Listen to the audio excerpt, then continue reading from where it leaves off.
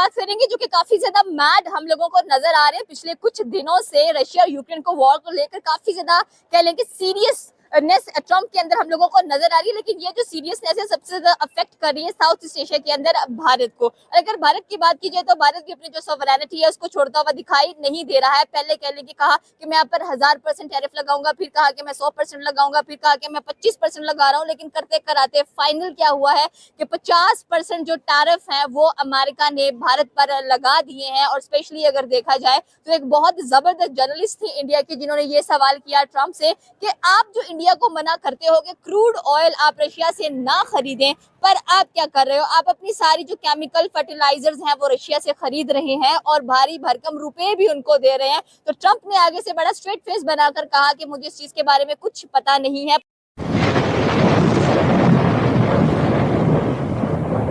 पहला सवाल हम यहाँ से शुरू करते हैं कि जब ट्रम्प को बोला गया कि आपने रशिया से भारी भरकम रुपए देकर वहां से आप फर्टिलाइजर्स खरीदते हैं, केमिकल खरीदते हैं, तो फिर भारत को किस मुंह से कह रहे हैं आप कि भाई आप वहां से क्रूड ऑयल परचेज ना करें और क्रूड ऑयल परचेज करने के बाद आप ओपन मार्केट में भी इसको सेल ना करें। ये तो ट्रम्प की जो हिपोक्रेसी है वो नजर आ रही है।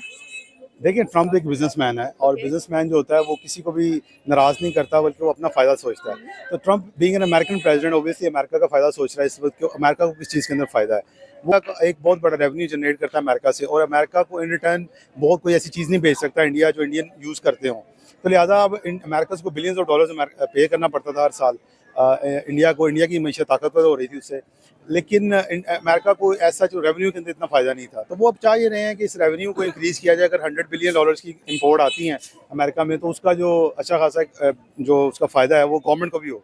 तो ट्रम्प इसका एक तो ये नैरेटिव है और दूसरा मेरा ख्याल है कि पॉलिटिकली वो इंडिया को प्रेशराइज भी करना चाहते हैं। अभी उन्होंने जो नाफिज किया ना वो सिर्फ 25% किया है, तो 25% अभी उन्होंने 21 डेज दिए हैं कि हम इसको अभी टाइम लेंगे। एक्चुअली सुनने में आया था कि 7 अगस्त तक, यानी कि आज 7 अगस्त है तब इम्प्लीमेंट किया जाएगा। एग्जैक्टली, लेकिन कह लेंगे फिर से उनका मूड चेंज हुआ, शायद उनको मूड स्विंग्स होते रहते हैं। वो कहते हैं कि 50% फाइनली डिसाइड हुआ, ये 26 अगस्त से इंडिया के ऊपर इम्प्लीमेंट किया जाएगा। अभी उन्होंने टाइम दिया उनको 21 डेज का, तो देन दे विल सी कि इस दौरान वो क्या निगोशिएट करते हैं। तो इंडियंस अपनी कोशिश कर रहे हैं कि वो इसको कम करवा लें, लेकिन ट्रम्प इस मूड में नज़र नहीं आ रहे। ट्रम्प फिलहाल एग्रेसिव मूड में है और वो ये देख रहे हैं कि जो है इंडिया को जितना दबा सकते हैं दबाएं। उनको थोड़ा सा पर्सनली मेरा ख्याल है कि वो कोई पर्सनैलिटी क्लैश भी है इस वक्त मोदी के साथ। तो जो वो मोदी का क्लैश, जब इलेक्शंस हुए हैं तब तो अच्छा खासा ट्रम्प ने कहा कि इस बार मोदी सरकार, और मोदी ने भी कहा कि इस बार ट्रम्प सरकार। तो फिर इतने एकदम से क्लैशेस क्यों इतने ज्यादा नजर आ रहे हैं? और अगर हम लोग देखें तो जो ट्रम्प का पहला टेन्योर था, उसके बाद हमें बाइडन, उसके बाद हम कह लें कि ओबामा है, बाइडन है, बुश है, सबके साथ काफी अच्छे ताल्लुकात हैं भारत के। इस बार आई थिंक कि जो ट्रम्प है वो थोड़े से मेंटली रिलैक्स नजर नहीं आ रहे हैं। देखिए, मोदी सरकार और ट्रम्प ये दोनों नेशनलिस्ट हैं। ये दोनों जो हैं अपने अपने मुल्क के अंदर जो मोदी है वो हिंदुत्व का प्रचार करता है और जो अमेरिकनिज्म का है कि America is a great country, I will make America great again, ये उसका जो है ना वो ट्रम्प का एक अपना स्लोगन है। तो ये दोनों जब इतने सख्त नेशनलिस्ट आपस में मिलते हैं ना तो उनका पर्सनैलिटी क्लैश भी कहा जाता है। तो हो ये रहा है कि ये जो खासतौर पर पाक भारत जंग हुई है इसके बाद से ये सामने आया है कि क्योंकि इंडिया ने एक्नॉलेज नहीं किया इस चीज़ को कि वो पाकिस्तान जो है ना वो उसकी ये जंगबंदी अमेरिका ने करवाई है, जबकि ट्रम्प ने कई फोरम्स के ऊपर ये बात की कि मैंने ये बंद कराई है, तो मुझे क्रेडिट दो इसका। I think so that is the main point कि जब कह लें कि लोकसभा के अंदर नरेंद्र मोदी से पूछा जा रहा था तो उन्होंने कहा कि जेड वेंस से इनका कॉल आया और मैंने उनका कॉल रिजेक्ट भी किया। और ट्रम्प का कोई रोल नहीं है कि वो बीच में आकर अब कहें कि हमने सीज फायर कराया। तो राहुल गांधी ने इस चीज का बेनिफिट उठाया और इसका जो बेनिफिट है वो भारत पर भारी पड़ रहा है कि 50% टैरिफ लगा दिए गए हैं इंडिया के ऊपर। लेकिन इंडिया अपनी सोवरेनिटी को लेकर काफी स्ट्रॉन्ग नजर आ रहा है। उसकी पहली प्रायोरिटी उसकी आवाम है। उसने कहा कि मुझे चाहे जो कुछ मर्जी कर लो, बट मैं जो क्रूड ऑयल है वो रशिया से ही परचेज करूंगा और अपनी आवाम के लिए पहले सोचूंगा। और जो फार्मिंग इंडस्ट्री है इंडिया की, यूएसए का जो मेन टारगेट है, क्या लगता है कि उस तक रसाई हो पाएगी ट्रम्प की? देखिए, वो इस वक्त फूड जो है ना वो दुनिया का एक इशू है, क्योंकि जिस तरह आबादी बढ़ती जा रही है फूड क्राइसिस दुनिया में बढ़ रहा है। खासतौर पर यूक्रेन जो था वो एक बड़ा फूड प्रोड्यूसर था, तो उसके बाद उनको कोई ऐसी लैंड्स नहीं है जहाँ पर वो फार्मिंग कर सकें, फूड प्रोड्यूस कर सकें, अपने मुल्क के अंदर फूड लेके जा सकें। इंडिया उनका गुड पार्टनर है जो इनको ये चीज़ें पास में प्रोवाइड करता रहा है। बट अब जो है ना ट्रम्प इसको हर चीज़ को जो अमेरिका इंपोर्ट करते हैं ना वो इसको पॉलिटिकली और इकोनॉमिकली गेन करना चाहते हैं, ज़्यादा से ज़्यादा बेनिफिट, जिसकी वजह से वो एग्रेसिव हो रहे हैं टैरिफ के ऊपर।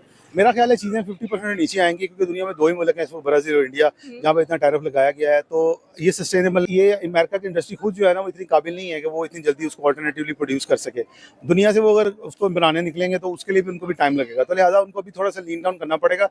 बट ये कि अभी ये चीज़ उनको एक रेड अलर्ट कर देती है चाहिए इंडिया को कि आपको इन फ्यूचर अपने आप को थोड़ा सा एवेल्यूएट करना चाहिए कि जो आपने चीज़ें एक्सपोर्ट करनी है अमेरिका को, उसके ऊपर ज़्यादा डिपेंडेंट ना हो, और अमेरिका को ये टाइम देती है कि वो अपने वहाँ लोकल रिसोर्स को जनरेट कर सकें। अगर वो इतना हैवी चाहते हैं कि लोग उनके टैरिफ, क्योंकि अल्टीमेटली तो आवाम ने पे करना है टैरिफ, तो वो भी ये कोशिश करेंगे कि चीज़ें इतनी महंगी ना हो आवाम के लिए। तो वो इसलिए आज उन्होंने आज ये भी कहा टेस्ला को और जो चिप दूसरे मैन्युफैक्चरर्स हैं कि आप भी अपनी इंपोर्ट बंद करें चिप मैन्युफैक्चरिंग की भी, जो ताइवान में हो रही है, जो जापान में हो रही थी, और इसको यहाँ लेके आएँ, ताकि ये ना हो मैं आपको 100% टैरिफ लगा दूँ। आज उन्होंने उनको 100% टैरिफ की धमकी लगाई है। तो लिहाजा ये नहीं कि ये ट्रंप एक मुसलसल एक इस काम में लगे हुए हैं कि इंडस्ट्री को ज़्यादा से ज़्यादा अमेरिका में लाया जाए। Okay. अच्छा ठीक है। तो दोस्तों ये थे पाकिस्तानी पब्लिक के रिएक्शन, और ये पाकिस्तानी अंकल ने बिल्कुल सही बताया कि अमेरिका अपनी बात मनवाने के लिए पूरी दुनिया को धमकी देते हैं, लेकिन इस बार अमेरिका के सामने आ गया है इंडिया, और इंडिया ने अमेरिका को करारा जवाब दिया है, और इंडिया की तारीफ भी अब पाकिस्तानी करने लगे हैं। क्योंकि दोस्तों इंडिया इंडिया को कहता था कि अगर इंडिया रशिया से सस्ता ऑयल लेंगे तो अमेरिका इंडिया पे हेवी टैरिफ लगाएंगे, तो अमेरिका ने इंडिया पे टैरिफ भी लगा दिया, फिर भी इंडिया ने रशिया से सस्ता ऑयल लिया। इतना ही नहीं, अमेरिका तो चाइना को भी काउंटर करना चाहता था, लेकिन इंडिया ने चाइना के साथ भी बड़ी बड़ी बिजनेस डील कर ली है, और अब तो मोदी जी चाइना की विजिट भी करेंगे। इतना ही नहीं, रशियन प्रेसिडेंट व्लादिमीर पुतिन को भी इंडिया ने इनवाइट किया है। और दोस्तों अमेरिका सामने से इंडिया को काफी सारे वेपन्स ऑफर कर रहा था, लेकिन इंडिया ने साफ मना कर दिया, क्योंकि इंडिया को पता लग गया है कि अमेरिका कभी भी इंडिया को धोखा दे सकता है। इसलिए इंडिया ने अमेरिका की बात मानने से साफ मना कर दिया है, फिर क्यों अमेरिका टैरिफ भी लगा देंगे। तो दोस्तों आज के वीडियो में इतना ही। ये थे पाकिस्तानी पब्लिक के रिएक्शन। अगर आपको ये वीडियो पसंद आया है तो वीडियो को लाइक शेयर कर दीजिए, और चैनल को सब्सक्राइब करना मत भूलिए। थैंक यू, मिलते हैं नेक्स्ट वीडियो में।